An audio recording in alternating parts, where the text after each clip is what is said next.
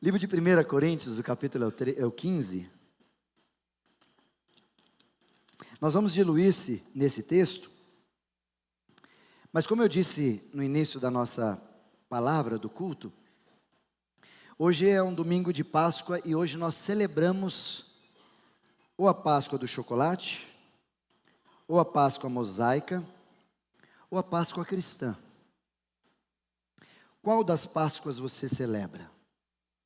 Qual mais tem ambiência na sua casa? Porque não é sobre você dizer, é sobre você fazer. As nossas palavras, elas precisam ser e elas serão atropeladas pelas nossas atitudes. Ao ponto que qualquer um de nós deva acreditar no que você faz e não no que você fala. Inclusive se as duas coisas forem antagônicas. O que vai valer é o que você faz. E esse texto que eu trouxe para a gente, de 1 Coríntios, exatamente no capítulo de número 15, ele é um texto não só rico, mas esse texto é um dos textos mais evangélicos das cartas paulinas. É um dos textos que o apóstolo Paulo, nos seus 58 versículos, e todos eles aqui, se você quiser lê-lo depois em casa, inclusive abre aspas, quem que terminou de ler o Novo Testamento até hoje? Levanta a mão comigo aí, quem fez isso aí? Tem uns 2 ali, uns 3 aqui, 4 aqui, 5 ali, 6, 7. Terminamos o Novo Testamento. Os outros, pode correr ainda, dá tempo. Termina aí, até a Páscoa do ano que vem dá tempo. Corre aí. Valeu a pena? César, valeu a pena? Valeu a pena, Zé? Palavra de Deus. E a gente precisa lê-la, irmão. Precisa amar as Sagradas Escrituras e meditar nela de dia e de noite. Eu brincava com o César na forja, nossa. Aí um dos desafios, Cíntia, foi que a santidade da nossa casa, ela tem que ser aguçada pelo sacerdote, pelo homem. Falamos sobre isso na forja, né, César? E eu disse uma expressão para ele assim: é uma vergonha para você, a tua mulher ler a Bíblia mais que você. E aqui eu vou abrir para os homens aqui. É uma vergonha para você, homem, a tua mulher ler a Bíblia mais que você. Porque esse cumprimento era seu. Esse papel é seu. E o que você está fazendo, irmão? Ah, pastor, mas minha esposa é santa demais. Ué, se vira, quem mandou casar com a santa? Pegasse uma que não soubesse nem ler. Olha, já ia ganhar de praxe. Ela não sabe ler, pastor. Leia um versículo por ano, tá bom, ela não sabe ler. Mas o que você faz, homem? Naquele dia o César falou, lembra, Cezão? Deixa comigo. Começou a ler mais tempo, tirou o Instagram, falou, eu vou começar a ler mais, tirou o que atrapalhava, e ó, a Cintia ficou para trás, e o Cezão atropelou. Além dele ter lido, terminado, atropelado, a transformação que o César está vivendo e a Cintia está percebendo é notório, não é, Cintia?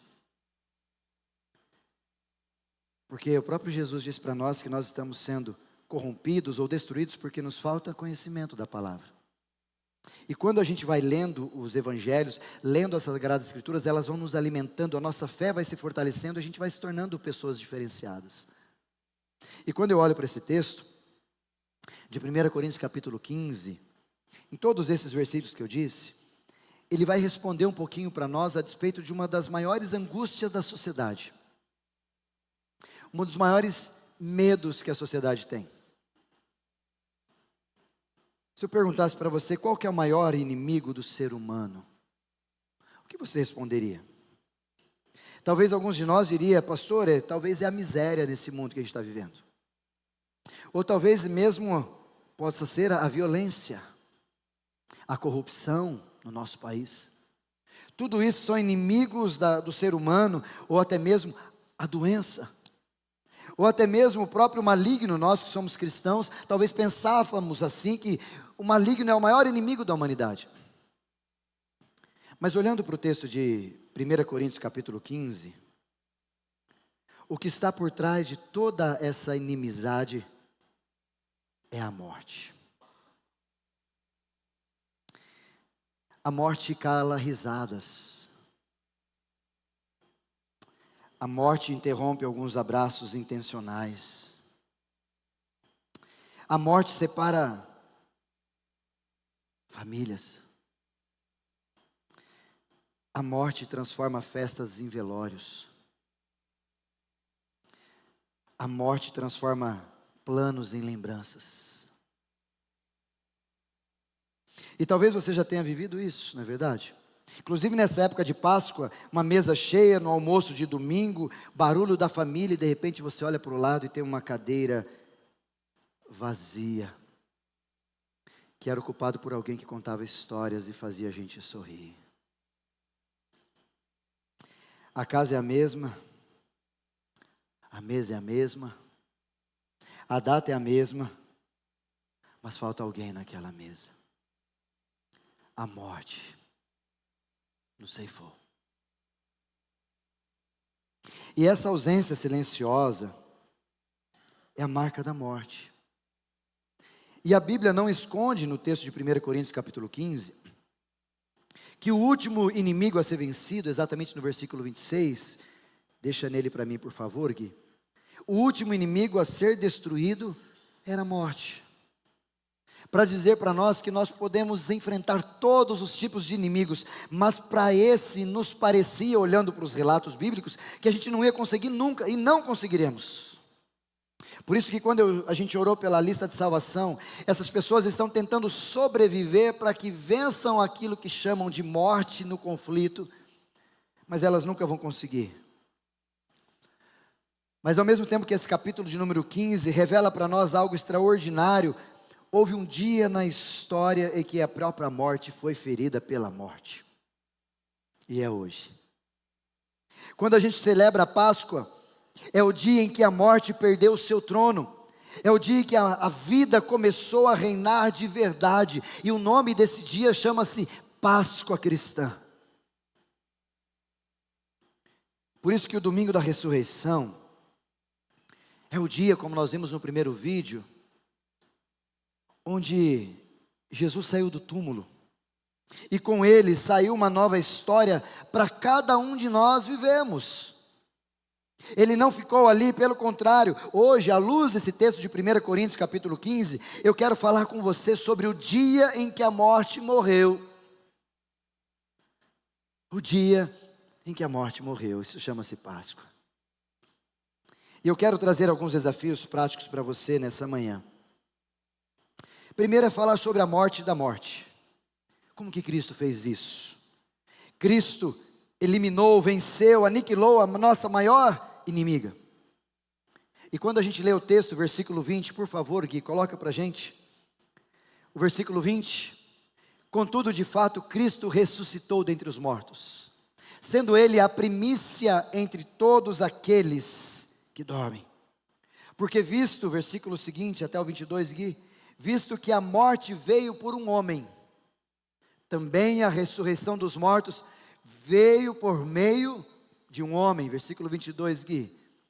Da mesma forma que em Adão todos morrem, só em Cristo todos voltarão a viver. Entende isso?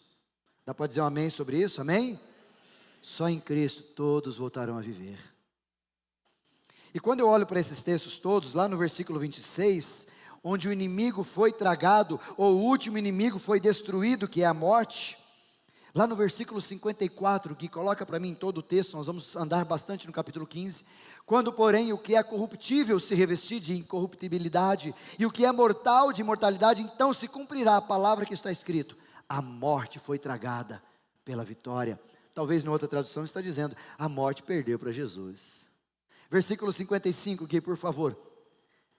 E aí uma própria zombaria, sarcasmo de Paulo, dizendo, onde está, ó morte, a sua vitória? Onde está, ó morte, o seu aguilhão? Talvez você não saiba o que é aguilhão. Aguilhão é uma forma de dizer que a morte fica assim, pentelhando a gente, sabe? E todo dia a morte te agulha. Todo dia a morte dá um...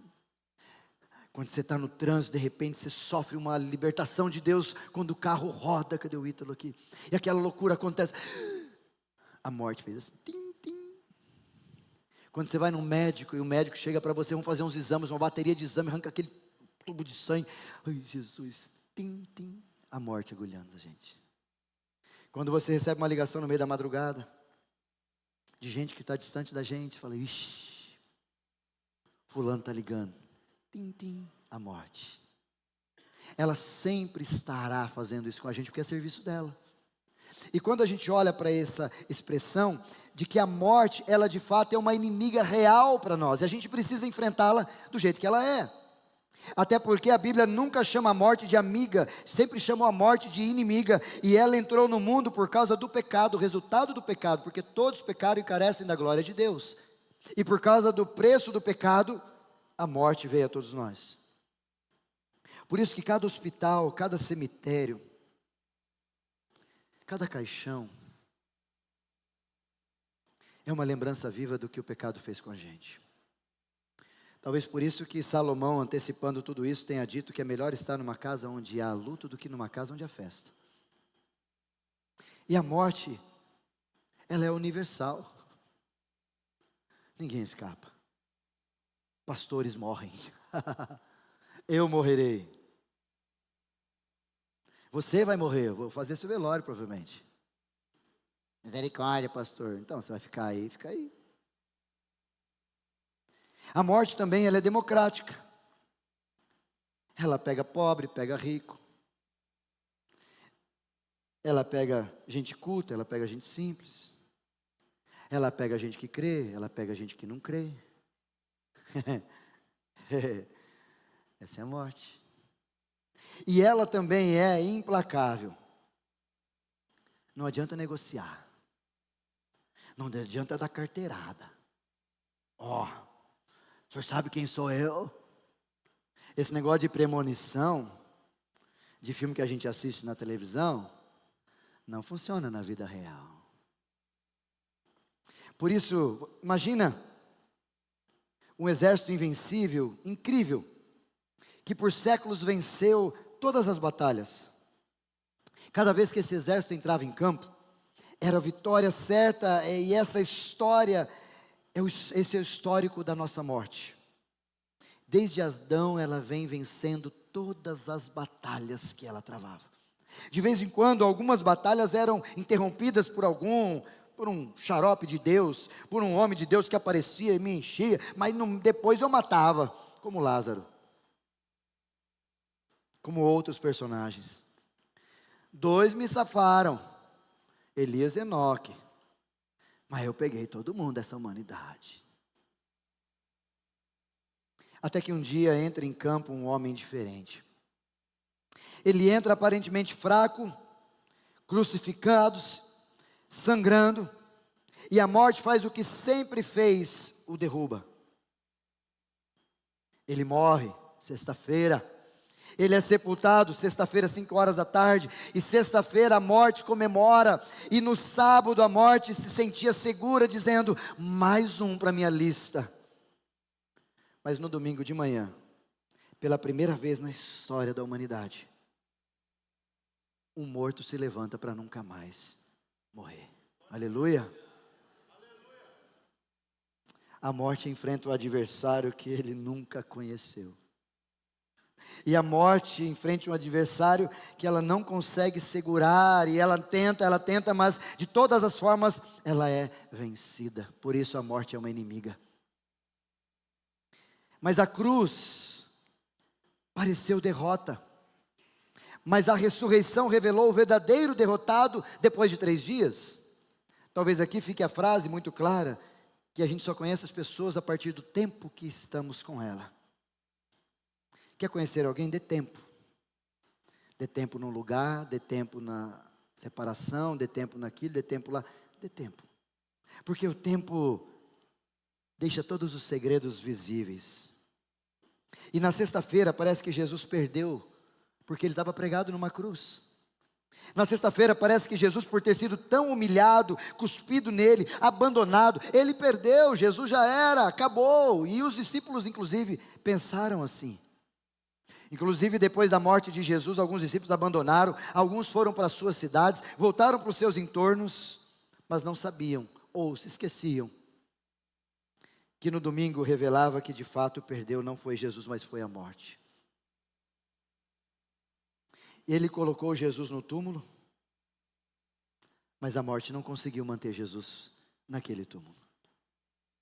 E Jesus não apenas evitou a morte, mas ele passou por ela. Ele não apenas sobreviveu, mas ele ressuscitou. E a ressurreição não é só de Jesus, mas é para voltar à vida, e é a morte sendo desarmada e perdendo o seu poder por causa da cruz de Jesus. E a morte foi tragada na vitória de Cristo, como diz Paulo. Tragada foi a morte na vitória. É como se a morte fosse engolida pela vitória de Jesus. A morte sempre engoliu todo mundo. Ela sempre foi derradeira. Todo mundo perdia para ela. Mas a verdadeira Páscoa é a vitória de Cristo engolindo a morte e dizendo: você perdeu. Por isso que Paulo desafia a morte, brincando com ela, dizendo: onde está, ó morte, a sua vitória? Onde está, ó morte, o seu jeitão de ficar me acusando, me apontando? O que você quer fazer comigo? O aguilhão é a parte meio pontiaguda, né? Que machuca, que fere. E lá naquela cruz, Jesus tira esse aguilhão da morte, da minha e da sua vida, e ela ainda existe, ainda dói, ainda fere, mas não tem mais poder de condenar a gente com os discursos da morte. Por isso, na Páscoa, Jesus não só morreu, mas na Páscoa, a própria morte começou a morrer. Se Cristo venceu o maior inimigo das nossas vidas, da nossa alma, nós não precisamos mais viver escravizados pelo medo do fim. A morte ainda é inimiga nossa, ainda é dolorosa, mas a Páscoa diz que a morte já não é mais soberana. A última palavra sobre a vida já não é mais de um caixão, mas é de uma ressurreição que Jesus fez por mim e por você. Mas também há o nascimento de uma nova vida a despeito da morte. Cristo inaugura aqui, segundo 1 Coríntios capítulo 15, nos versículos 45, Cristo inaugura uma nova humanidade. A partir do versículo 20 que nós já lemos: porque visto que a morte veio para o homem, e também o homem veio a ressurreição dos mortos, porque assim como com Adão todos morreram, e assim também a morte passou a todos. Versículo de número 45, por favor, Gui. O primeiro homem, Adão, tornou-se um ser vivente, e o último Adão, espírito que dá vida. Versículo seguinte, Gui, por favor. 46, vai descendo. Não foi o espiritual que veio primeiro, mas o natural. E depois dele veio o espiritual. Vai para o 49 para a gente adiantar o tempo.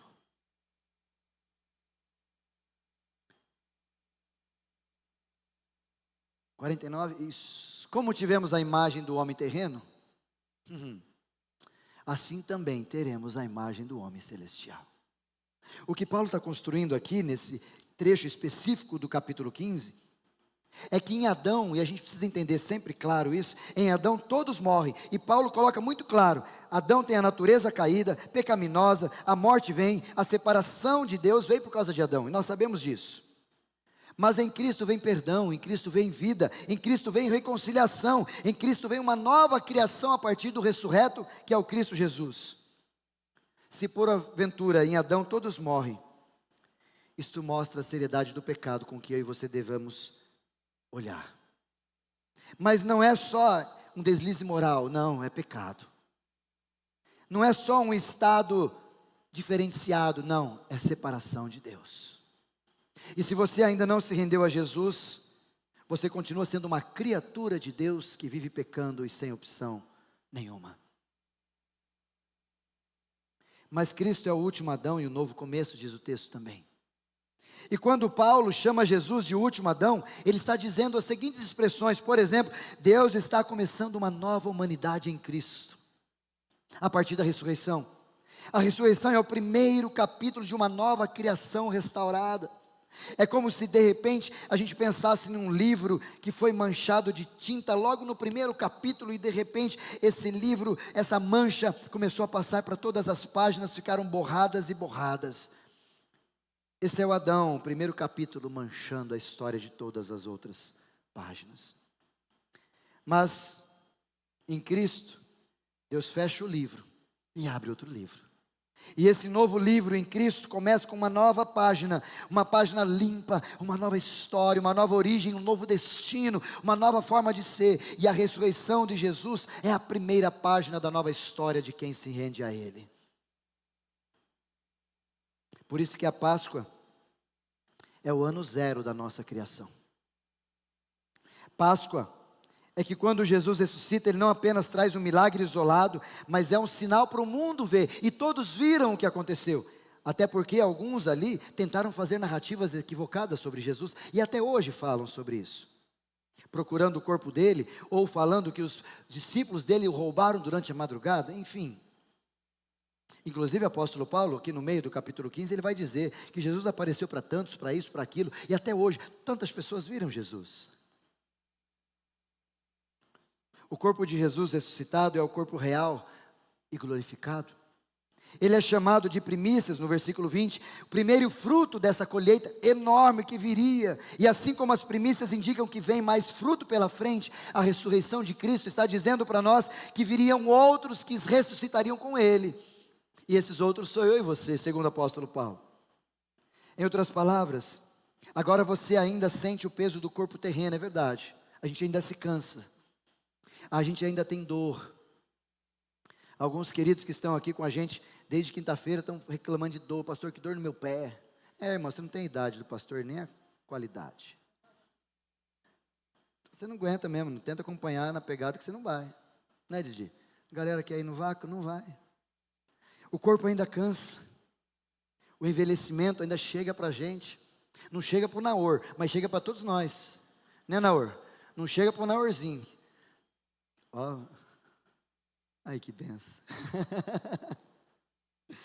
Mas em Cristo, você tem a promessa de um corpo glorificado, de algo pleno, uma vida plena em Deus. É isso que Jesus está dizendo, é isso que Paulo está reiterando aqui, de que a morte da morte em Cristo é também o nascimento da vida na minha e na sua vida. Talvez isso mexa com a nossa identidade, como a gente falou aqui na nossa conferência. Não é, Luiz? Não é, Adriana? Porque eu sou definido apenas pela minha história em Adão, criatura. Pecado, culpas, traumas, limitações, são esses construtos que fizeram quem eu sou. Mas em Cristo, Deus nos dá uma nova identidade. De criatura, a gente pode ser chamado de filho. E filho que foi adotado pelo Pai. E esse filho é perdoado, esse filho é amado, e esse filho faz parte da nova criação de Deus sobre a nossa vida. E como nós falamos ontem e perguntamos ao nosso coração e ao coração das mulheres, você é filha, você é filho? E de que Satanás quer tirar essa alegria do nosso coração. Tentou com todos na história, inclusive com o próprio Jesus. Se tu és o filho de Deus. Mas em terceiro, o impacto no presente da Páscoa na nossa vida. Quando eu olho para o versículo de número 15, por favor, Gui, 1 Coríntios capítulo 15, versículo 19. Se é somente para esta vida que temos esperança em Cristo, somos os mais miseráveis de todos os homens. O que Paulo está dizendo para a gente é assim: se você acha que Jesus veio só para te dar uma vida boa, só para resolver os seus problemas, que miserável que você é, pangaré. Se fosse eu escrevendo, segundo a tradição do Isaías, eu diria assim, viu? Você acha que Jesus é só para ser tabajara? Só para você buscar quando você quer? Só para você viver só na sua vida terrena, resolvendo os seus problemas? Você é um mané, hein? Você não entendeu nada. É isso que eu diria para você. É isso que Paulo está dizendo. Se você imagina que Deus é só para isso, e há um elemento dessa percepção, sabe quando? Quando a gente vai falar sobre morte, a gente fala, ai meu Deus, não quero morrer. Você não quer ver Deus? Bora pagar o preço. Mas não quer ir para a glória? Mas talvez estamos tão apaixonados por essa vida, que nos tornamos tão miseráveis aos olhos do apóstolo Paulo. Um pouquinho mais para frente, por favor, Gui. Versículo 32. Se foi por meras razões humanas que eu lutei com feras em Éfeso, o que eu ganhei com isso, diz o apóstolo Paulo? Se os mortos não ressuscitam, então sabe o que a gente tem que fazer? Se Jesus não ressuscitou, se não existe Páscoa, comamos e bebamos, porque amanhã vai morrer. Então, vida que segue, deixa a vida me levar, vida leva eu, já dizia um tal de pastor Zeca Pagodinho. Com as suas teologias práticas de coach, que todos nós caímos nela. Se for para viver aqui só, então come, irmão. Se mata. Como você quiser, viva do jeito que você quiser. Não está nem aí com a vida, deixa acontecer, bebe, vai dirigir, mata, faz o que você quiser, irmão. Porque você vai comer, beber e amanhã vai morrer mesmo. Todo mundo morre. Olha que estilo de vida. Olha o jeitão nosso de pensar. Por isso que Paulo fala, vocês são miseráveis, se vocês pensam assim. Porque quando Jesus vem instaurar a história na Páscoa, Ele vem dizer para nós que existe algo além. É isso que Ele está iniciando. A Páscoa é para dizer que existe vida além do que a gente vive aqui. E talvez essa além, penso eu, e talvez você deveria pensar, é muito maior do que aqui. Talvez o mais importante é se preparar daqui para ir para lá. Versículo 58, por favor, Gui, do mesmo texto. Portanto, meus amados irmãos, nós vamos ficar nesse texto alguns minutos para a gente finalizar. Mantenham-se firmes e inabaláveis. Sejam sempre dedicados à obra do Senhor, pois você sabe que no Senhor o trabalho de vocês nunca é inútil. Nós como servos que mais ouvimos esse texto sempre, eu menciono ele sempre, 1 Coríntios 15, 58, o último versículo do texto. Mas eu quero mostrar algumas coisas a partir dessa visão, para você entender que sem a ressurreição, nada faz sentido. Se a gente não pregar, e Paulo é muito sincero quando ele diz isso, se não houve ressurreição, se a gente não entender que Páscoa é só ressurreição, sofrer por Cristo é loucura, ele diz isso. Para que eu apanhei? Negar a si mesmo é uma perda de tempo. Viver em santidade é um desperdício. Servir, amar, perdoar, sacrificar-se, fazer tudo isso em função do outro é ingenuidade. Por isso, queridos, sem ressurreição a lógica é comamos e bebamos. Sem ressurreição, vamos aproveitar a vida, porque a vida é curta, tudo acaba aqui mesmo, então vamos viver do jeito que dá. E vida que segue. Mas se há ressurreição, Paulo termina o capítulo dizendo, portanto. E esse portanto é poderoso, porque ele está dizendo, portanto, meus amados irmãos, sede firmes. Ou seja, na vida que vocês têm aqui, viva diferente, não comendo e bebendo para amanhã morrer, mas sejam firmes, inabaláveis. O que Paulo está dizendo para nós, é que vale a pena ser fiel para quem tem Jesus. Vale a pena se manter nos princípios daquilo que Jesus tem dado para a gente. O que Paulo está dizendo para nós é que vale a pena obedecer, vale a pena servir, vale a pena renunciar, vale a pena sacrificar algumas horas para estar na presença de Jesus.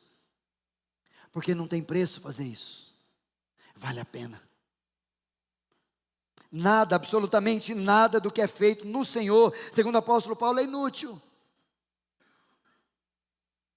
Você já se sentiu fazendo algo que parecia não ter resultado algum? Ninguém vê, ninguém avisa nada, ninguém... Orando por alguém, por exemplo, por anos e não vê mudança. Faz tempo que você ora pela sua mulher e ela não muda. Orando pelo seu marido e, está igualzinho. Parar de orar que está piorando. Servindo às vezes na igreja e se perguntando, será que eu estou fazendo a diferença aqui na igreja de São Manuel? Servindo aqui, limpando, mexendo as coisas? Peguei a Marina essa semana, né, Marina? Eu saí dali, fui lá. Ontem a gente estava terminando as coisas aqui, fui lá mexer no banheiro, dar uma limpada no banheiro, ajudar lá. Por que o senhor vai? Quase que eu chamei ela. Falei, por quê? Não sei limpar não, irmã? O que é? Quer ir no conselho? Nós já conversa. Quando você faz um ato desse que ninguém percebe, como é que você fica? O serviço é inútil? Como, por exemplo, meu presbítero Silas, ser honesto no trabalho. Enquanto os desonestos vão para frente, como é que a gente fica? As pessoas estão evoluindo e a gente, ser honesto nesse mundo não vai para frente. Se não houvesse ressurreição, talvez fosse melhor a gente viver assim mesmo, relaxado. Viver como todo mundo. Viver indesculpável diante de tudo isso, mas não é assim. Eu estou vendo cada lágrima, cada gesto de amor, cada renúncia. Nada é solto, nada é inútil, nada é em vão quando você entendeu a cruz de Cristo e a ressurreição. Por isso que a vitória da vida nos chama a uma vida com propósito, não mais uma vida solta como muitas vezes nós vivemos. Por isso que ele diz, portanto sejam firmes, e aqui eu quero entrar nessas 3 expressões para a gente encerrar a nossa mensagem e desafiar o teu coração. Quando Paulo está dizendo para a gente, seja firme, o significado bíblico aqui é, tenha firmeza, que é diferente de seja teimoso. Não confunda ser firme a ser teimoso. E quando ele diz ser firme, também não é ser arrogante, vai ser assim, pronto. É estar fundamentado.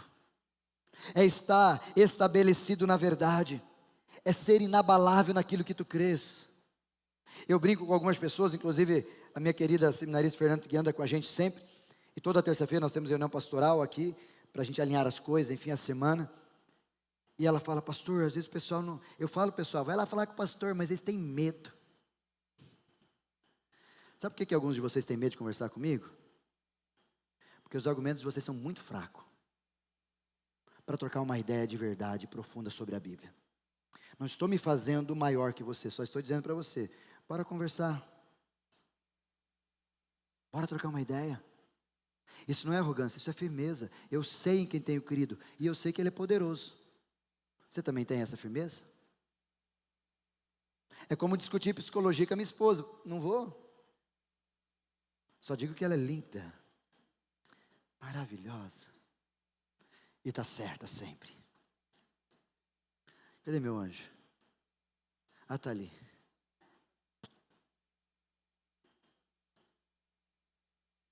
Estar fundamentado é o que o apóstolo Paulo também diz na sua carta a Colossenses, capítulo 1, versículo 23. Alicerçados e firmados na fé. Convicção clara do que a gente crê, vive e pensa. E eu fico pensando, inclusive o nosso John Knox, nós estamos vivendo, essa semana que tive a oportunidade de quinta-feira de dar a aula ao John Knox, foi um momento assim, maravilhoso de estar com vocês e de poder transmitir um pouquinho da palavra em todas essas estruturas dessa eleição e soberania de Deus, Romanos 8, 9, foi maravilhoso para mim, mas é isso que tem que fazer a gente ser firme na nossa fé. Por que você crê do jeito que você crê? Ah, mas estão dizendo por aí que não é assim. E você? Vai com as outras? Vai com os outros? Ou você é solidificado na fé? Pense comigo numa grande árvore de raízes profundas. Numa encosta, de repente ela vem vento forte, vem chuva, vem tempestade sobre essa árvore. Mas essa árvore balança, as folhas caem, é verdade. Alguns galhos acabam se quebrando, mas por causa das raízes profundas que ela tem, ela não é arrancada dali. E a gente persevera. Ela inclina, mas não tomba. Ela é firme. Agora pense numa planta de um vaso raso. Que nem as samambaias aqui, ó. Linda por sinais. Lembrar o Palmeiras. Né, Luiz? Verde igual o meu querido palmeirense ali que diz que Palmeiras tem mundial. Desculpa, pensei alto, Luiz, perdão. Essas plantas de vaso, se vier um vento forte aqui, cai, tomba, vira terra, se espalha. Raízes rasas nunca sustentam nada e nem ninguém. Por isso, querido, deixa eu te trazer um desafio nessa primeira palavra, firmes. O que é ser firme na vida cristã prática? É não negociar a sua fé. Quando a pressão do mundo diz para você, só um jeitinho, ninguém vai saber. Libera uma vez só. Faz só agora. é manter a integridade quando todo mundo do trabalho está desviando, mentindo, coisas e fazendo nota fiscal errada, dando propina. É você se manter íntegro ali dizendo: não, eu não vou fazer isso, eu sou fiel. Mas também é dizer não ao pecado, mesmo quando ele vem com roupagem bonita, mesmo quando vem justificado de emoção, do tipo: mas eu mereço ser feliz, eu preciso fazer isso, eu estou sofrendo. Mas também é permanecer na igreja, mesmo quando há conflitos. E olha que há na igreja, hein? Outra. E quanto mais a igreja cresce, como era bom o tempo antigo, né, na hora que nós tínhamos 15, 20 ali, os conflitos era só um, dois, agora é uns, dois, dúzia. Mas ser fiel, ser firme é permanecer na igreja, mesmo quando há conflitos, desilusões, mesmo quando eu, pastor, o teu pastor falha com você, mesmo quando o irmão te magoa, mas é permanecer porque eu sei em quem tenho querido, não é por ele, é para ele lá em cima que eu estou aqui. E eu me recordo de Daniel, lá no capítulo 6 do seu livro, quando ele foi para a cova dos leões, e o decreto dizia: não ore a nenhum Deus, somente ao rei por 30 dias. E Daniel poderia ter orado, né? Eu vou orar escondidinho, a hora que eu estiver ali, ninguém estava vendo. Mas ele não tinha esse costume de fazer as coisas escondidas. Segundo o próprio texto, ele fazia de um certo modo onde todo mundo via. Ele abria a janela em direção a Jerusalém por 3 vezes ao dia. Ele orava e todo mundo via. Abre aspas, Daniel nos ensina que oração do secretinho, do escondidinho ali é sem vergonha. Para com isso. Melhorar, cresça. Ore para que os seus filhos vejam você orando. Ore para que as suas filhas, o seu esposo, a sua esposa veja você orando. Ore de tal forma que todo mundo ao teu redor fale: isso é um homem ou uma mulher de oração. Fui criticado esses dias, porque no QG do que mais, antes, no quarto secreto, antes de vocês virem, a gente tem o nosso momento de oração lá em cima, depois tem o momento de foto na sala do pastor, e depois nós temos uma oração aqui no quarto secreto. E a oração ali é um pouco diferente. Segundo alguns, ali a oração não é presbiteriana.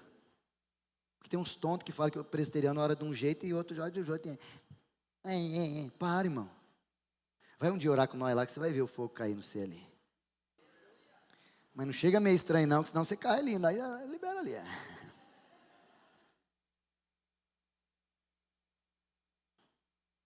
Daniel orava assim. Era desse jeito que Daniel fazia. Ele não mudou sua rotina, não mudou o seu diálogo com Deus, não mudou nada por causa das ameaças, ou seja, ele permanecia firme. E eu pergunto para você, queridos, em que área da sua vida você tem sido vaso raso? Em vez de uma árvore de raiz profunda, onde você tem cedido, negociado, abrindo mão da verdade por medo, ou talvez por conveniência. Identifique isso. Identifique isso na sua vida. A segunda palavra que ele coloca, sede firmes e constantes. Firmes e constantes. E a constância não é a ausência de emoção. Constância também não é frieza. Não é ser movido. Aí é não ser movido, perdão. E não ser abalado, não ser perseverante, não. A palavra grega aqui, traduzida para nós, traz a ideia de não ser sacudido para fora do lugar que tem que sempre estar. Pense de repente num coração. O meu e o seu, ele bate dia e noite. Desde antes de você nascer. Como o do Bento está batendo, como dos outros bebês aqui estão batendo, como vários outros aqui baterão. Ele não para. O coração nosso nunca diz: hoje estou cansado, eu vou bater umas 20 vezes só e vou tirar férias, amanhã eu volto. Espero que o seu não faça isso. Ele é sempre constante. Ele não tira feriado, ele não tira folga. Não tem problema se é domingo, se é segunda, se é terça, ele está batendo. Você que está me ouvindo sabe disso, né? Olha para o irmão do seu lado, veja se ele está batendo o coração dele. Deve estar, né? Você está aí ainda respirando, deve estar batendo. E o seu batimento pode até acelerar de vez em quando. pode até desacelerar conforme a necessidade, mas ela não para. O batimento continua fazendo, é constante, e é o que mantém você e eu vivo. Agora pense num carro que só funciona quando quer. Que você chega para ele e liga o carro, chega aquele dia que você está precisando mesmo. Ai, que nem o pastor Val, aquele dia indo para viajar lá no Parada do Marquês, que ele falou aqui para nós. Você já chega, nossa, você precisa sair correndo, aquele dia atrasado, você faz assim no carro. E o Jesus, misericórdia, demônio nesse carro. Ontem era o anjo, agora é o demônio, tudo no mesmo carro. E ele não vai. O carro não funciona, ou funciona quando quer. Um dia pega, outro não liga e a gente fica assim. É claro que alguns, na nossa história, não ligam porque não tem gasolina. Era simples de resolver. Né, Lesão? Tem alguns irmãos que não é o demônio, irmão, é a gasolina que falta. Demônio nem gasolina usa. Mas esse carro você nunca pode confiar nele. Você nunca pode confiar para uma viagem longa ou para alguma coisa que vai ter que ser constante, porque o carro não está pronto para isso. E ser constante na vida é ser assim, é manter disciplina espiritual, mesmo quando a gente não sente nada, é orar quando não está com vontade, é ler a Bíblia quando não tem ideia, é viver a comunhão de Deus em Cristo Jesus com os irmãos, mesmo quando tudo está ruim. É ser constante. É servir na igreja, não é só quando é reconhecido, mas é servir quando ninguém está vendo, porque não é para a igreja, não é para pastor, é para Jesus. Ser constante é honrar compromissos. Casamento nesses dias difíceis, é honrar teu casamento, é criar filhos com paciência dia após dia, é trabalhar honestamente onde você está, mesmo quando teu chefe está te enrolando. É não desistir da caminhada após uma queda ou uma decepção. Por isso eu pergunto para você, como está o seu coração, constante ou inconstante? Como está a sua vida a partir da ressurreição? Sua vida com Deus é só quando você está inspirado? Só quando você está com problema? Só quando a pregação te toca? Ou só quando uma música linda arrebenta a gente? Ou você é constante, sempre sendo desafiado e não precisa de um culto lindo como esse que nós aqui celebramos para você ser fortalecido pela palavra de Deus? Basta apenas uma palavra. Basta apenas olhar para as Sagradas Escrituras. E por último, não menos importante, seja abundante na obra do Senhor, diz o texto. E esse significado bíblico de ser abundante não é fazer muito, é transbordar, é exceder, é superar a medida que nos foi dada. Por isso que daqui talvez faz sentido a palavra do servo que mais, ele quer fazer mais do que aquilo que pedem para eles, é transbordar. E essa mesma palavra é usada também lá em João 10:10, quando o texto que eu já mencionei aqui, eu vim para que tenham vida e a tenham transbordante, abundante. É essa mesma palavra que é usada por Paulo aqui. E talvez eu gostaria que você pensasse numa fonte no meio de uma praça. Já foi lá na Água de São Pedro, que tem uma praça ali, que tem uma fonte no meio ali, grátis, aberto para nós se aliviar no calor. E a água jorra do centro, ela cai, ela enche aquela bacia, ela transborda, ela molha o chão ao redor, ela refresca todo mundo que passa ali. Isso é uma fonte. Quer dizer que fonte não guarda a água para si. A disposição dela é transbordar. Ela recebe fonte, ela recebe de uma fonte subterrânea, mas para si ela transborda. Agora pense numa piscina.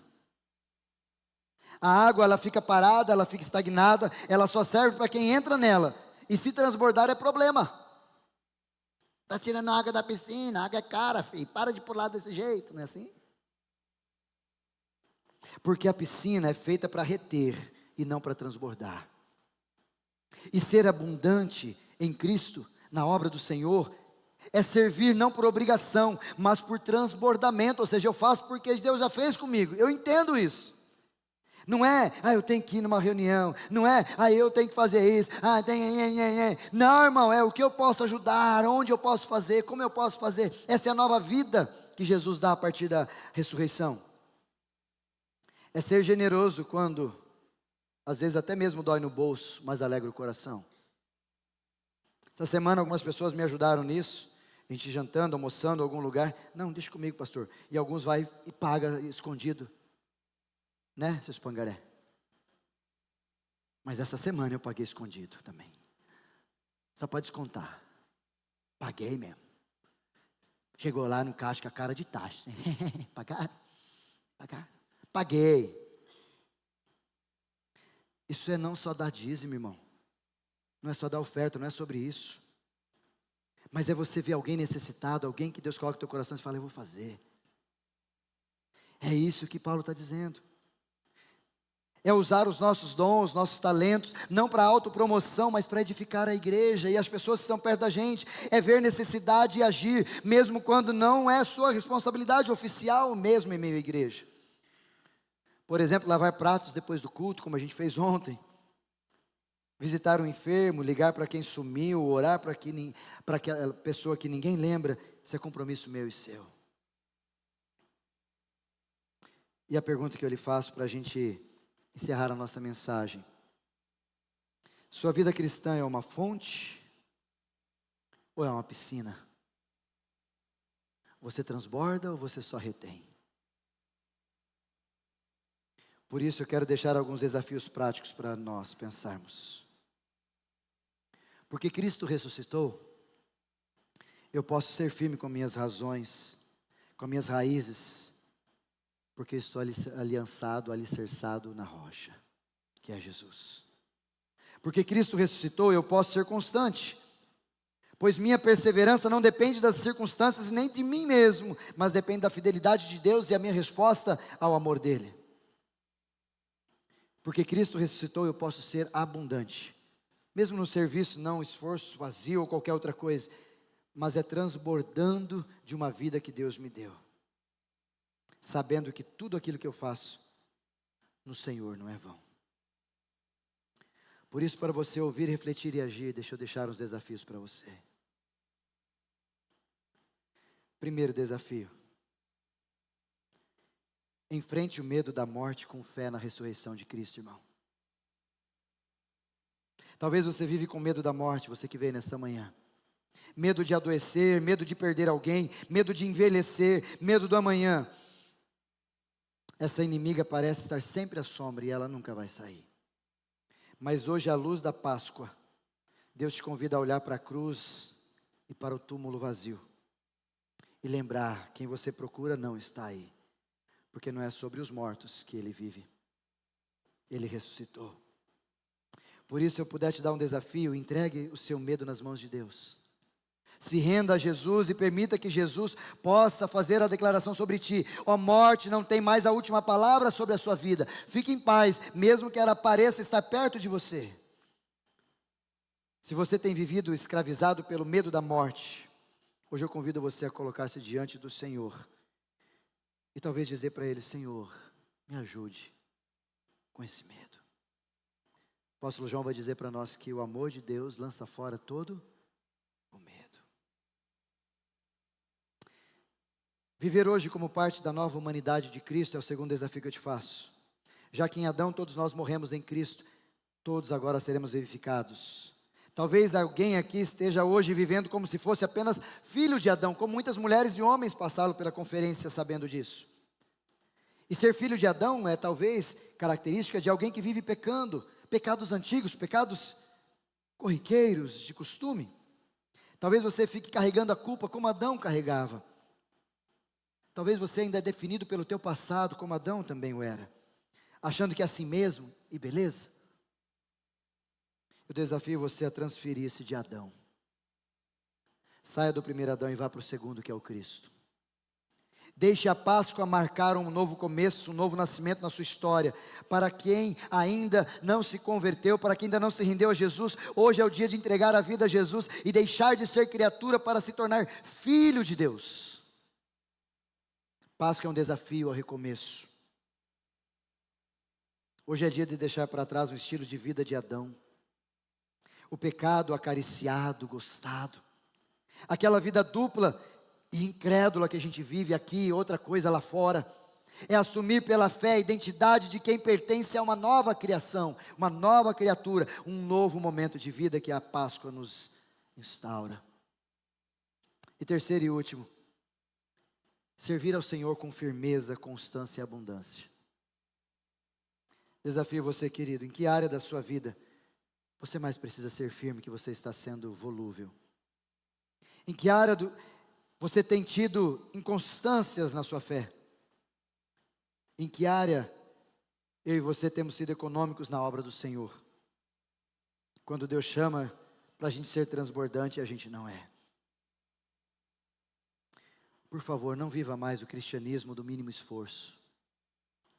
Não encare mais a vida cristã como um peso, mas encare-a como um privilégio do que Jesus fez por você. Não encare a vida cristã dessa forma, mas a ressurreição garante que nada do que você faz para Deus é em vão. Por isso assuma hoje um compromisso diante do Senhor. Servir a um ministério que Deus tem pedido para você faz tempo. Para de ser teimoso. Restaurar relacionamentos, para de ser orgulhoso. Ser fiel naquilo que Deus já te chamou e já confiou a você, para de fugir do teu chamado. Voltar a orar, voltar à palavra, voltar à comunhão, porque Cristo ressuscitou e todo o seu esforço não será vão quando feito nele. Portanto, na Páscoa a morte começou a morrer, porque Cristo venceu a nossa maior inimiga, aleluia por isso. Na Páscoa uma nova humanidade começou a nascer, e em Cristo somos parte dessa nova criatura, você diz amém? Na Páscoa Deus nos chamou a viver o hoje à luz da eternidade, firmes, constantes e abundantes em obras no Senhor. Você vive assim, amém?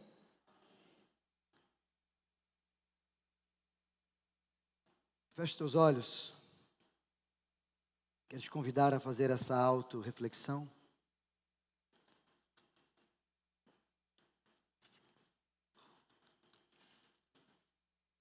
Para que eu e você pensemos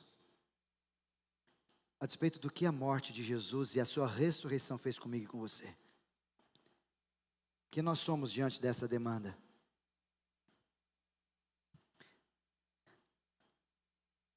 Aconteceram duas ações maravilhosas na história da humanidade. A primeira é quando Jesus veio ao mundo.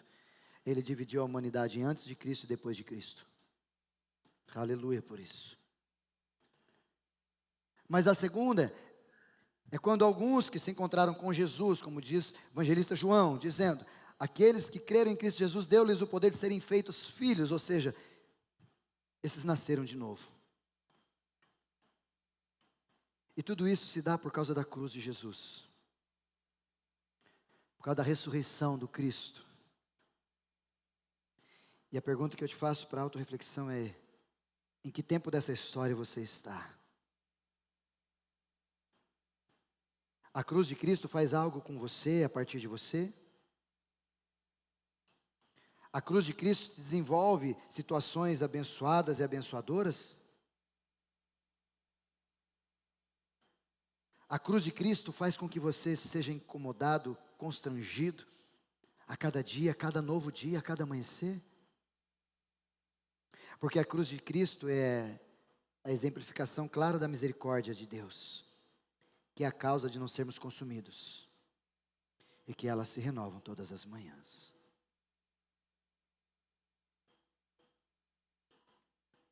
O que você fez com a cruz de Cristo?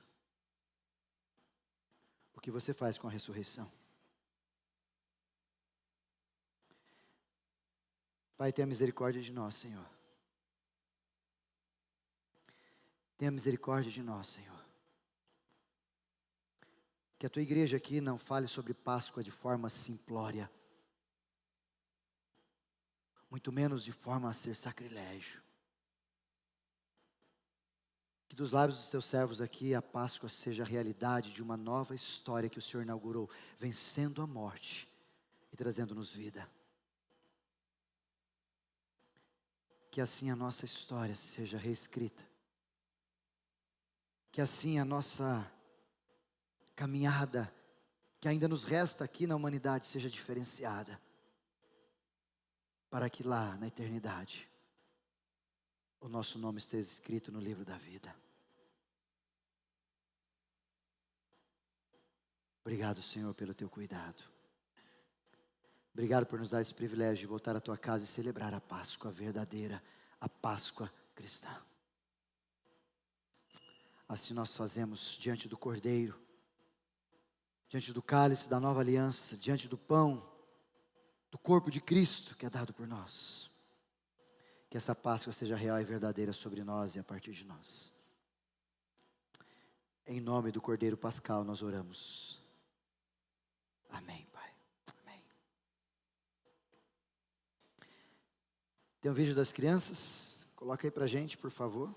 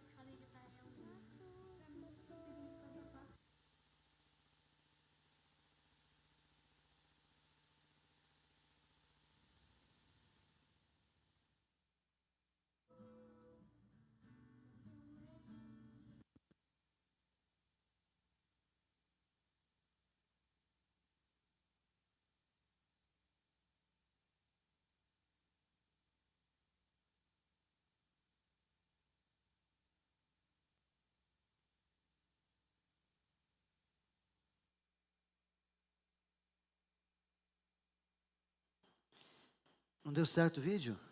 Ficou tão lindo. Que pena. Faz parte, mas não saiu o vídeo. Foi feito tanto carinho. Depois a gente coloca nos grupos. Solta lá enquanto os meninos vão tentando. As crianças já entraram? Chama elas, por favor, então. Vamos ver se a gente consegue ajeitar o vídeo lá. Deixa um som pra gente aí, Gui, por favor.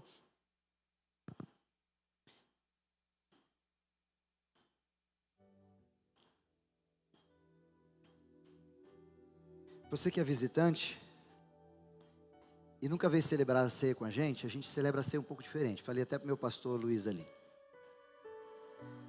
A nossa ceia, inclusive, vocês recebem seus filhos ali, ó. Levanta a mão onde estão seus filhos ali. Se você não levantar a mão onde te achar, eu cato, hein? Menos os 3. Exagera, Didi. Exagera, Didi. Apesar de eu ter um carro de 7 lugares, mas não exagera.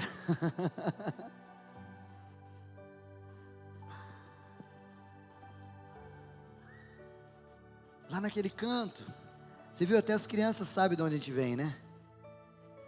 As crianças vêm assim, eita, a mãe está lá, mano, está do outro lado.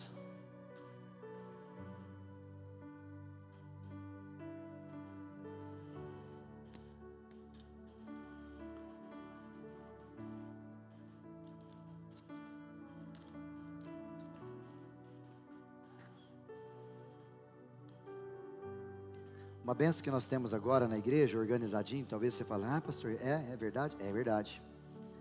Nós temos uma comissão, a nossa querida ali não está tão bem, mas a gente tem uma comissão da saúde que chama.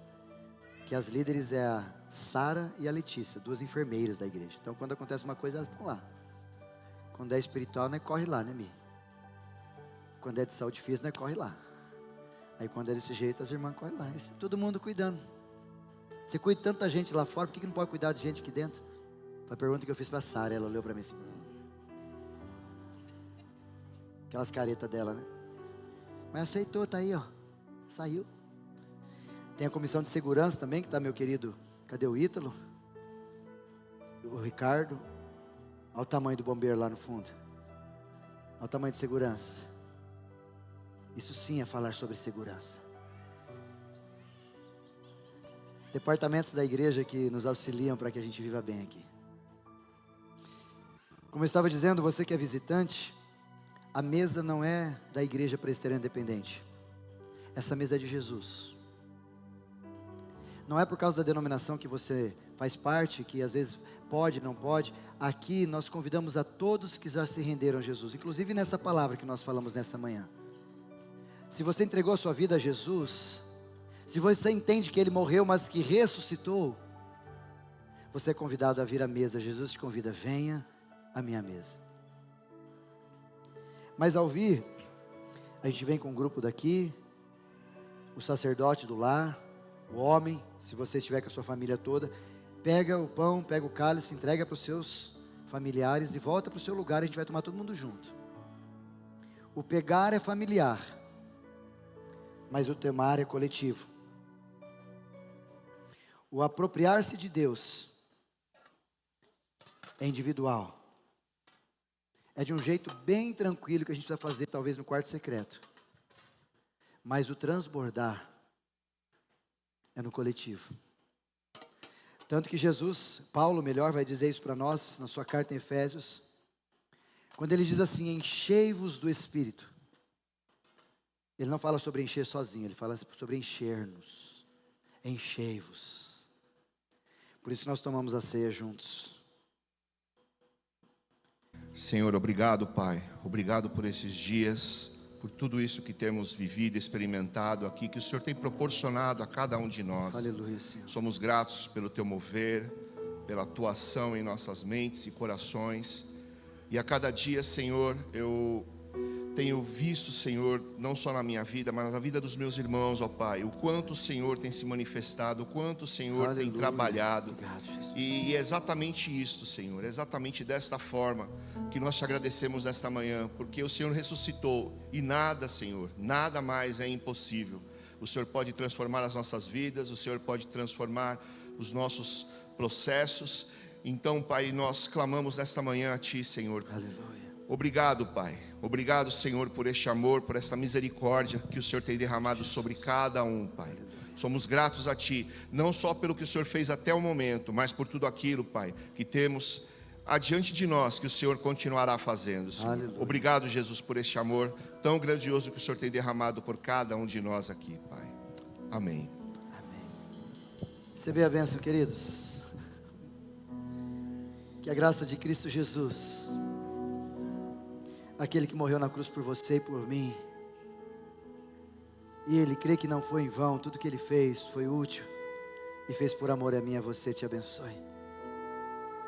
Que o amor de Deus o Pai, aquele que deseja ter filhos para ficar perto, aquele que te convida a se render a Jesus como o caminho, a verdade e a vida, e que é esse só que leva ao Pai, te abençoe. E que o Espírito Santo de Deus, aquele que há de acompanhar você na saída deste culto, continuando o teu culto no teu dia a dia, aquele que vai fazer você lembrar de que Jesus ressuscitou e que a morte foi vencida, te abençoe. E assim sobre a tua vida, sobre a tua família, sobre a tua casa, sobre os teus bens, sobre tudo que você fizer, recai a bênção de Deus Pai, Deus Filho, Deus Espírito Santo, hoje e por todos sempre. Amém?